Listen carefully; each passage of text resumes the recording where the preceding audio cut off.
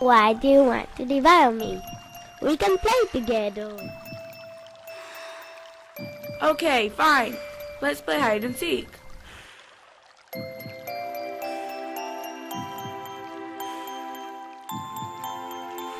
You found me quickly. Now it's my turn. 1, 2, 3. How was your day, my dear shark? How many animals did you devour today? Today, I didn't devour any animals, but I played with an animal called fish. That fish is an animal we eat.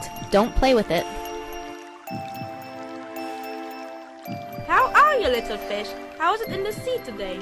Today I played with an animal called shark. That shark is the animal that devoured your father and your brother. Don't play with that animal.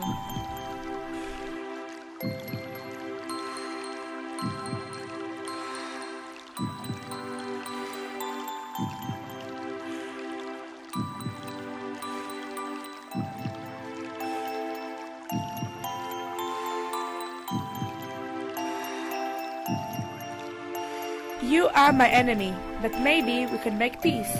Okay.